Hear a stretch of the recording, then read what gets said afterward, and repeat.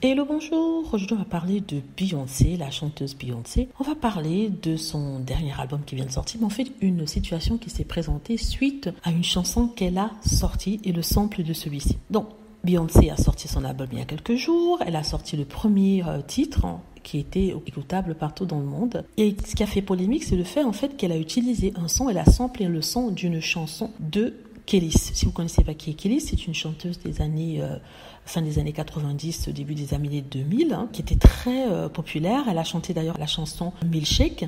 Elle était une rappeuse assez particulière, quand j'ai chanteuse, mais rappeuse et chanteuse, en fait, c'était du hip-hop de toute façon, même si c'est pas vraiment la même chose, mais en fait, les gens s'entremêlent tellement qu'il est maintenant difficile de dire qui est quoi. Et en tout cas, à l'époque, elle était vraiment populaire, elle avait un son assez particulier. Donc, elle a écrit une chanson et cette chanson-là a été samplée par Beyoncé pour un nouveau titre sur son album. Qu'est-ce qui se passe? Alors, Kelis s'est sentie vexée parce que elle trouve que Beyoncé aurait quand même dû l'appeler pour lui dire qu'elle allait sampler sa chanson, ce qui est tout à fait normal. Kelis dit avoir écrit la chanson avec Pharrell et un autre monsieur et que les deux acolytes ne l'ont pas crédité, c'est-à-dire qu'ils ont mis leur nom en tant que co-auteur, mais ils n'ont pas ajouté le sien, sachant que d'après elle, Pharrell n'a rien écrit sur cette chanson-là. Et elle dit que même si son nom n'est pas sur la chanson, enfin, en entendant les crédits de la chanson, il fallait quand même que Beyoncé l'appelle pour lui dire écoute, je vais sampler ta chanson, je sais que... Et c'est vexé par rapport à ça. Donc, suite à cela, elle a essayé de créer la polémique, bien sûr.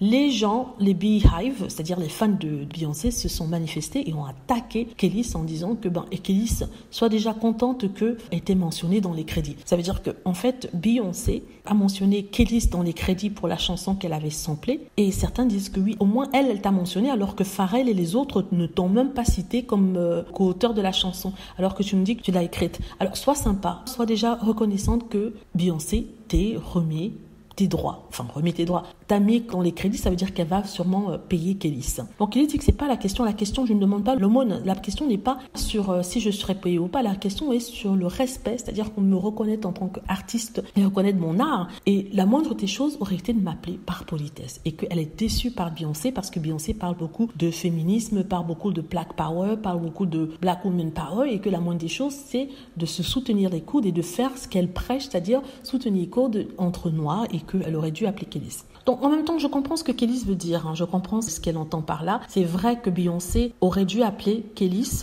pour lui dire écoute, je vais sampler ta chanson. Peut-être que Beyoncé a délégué ça à quelqu'un qui finalement ne l'a pas fait. En même temps, Kelis dit qu'en tant que femme noire, il est très difficile de s'imposer et quand on le fait, il faudrait qu'on soit quand même reconnu. Elle a tout à fait raison. Voilà, dites-moi ce que vous en pensez. J'espère que vous avez aimé la vidéo. N'hésitez pas à cliquer sur like si c'est le cas, à vous abonner pour plus de vidéos et à cliquer sur la petite cloche afin d'être averti lorsque je poste une nouvelle vidéo. Merci.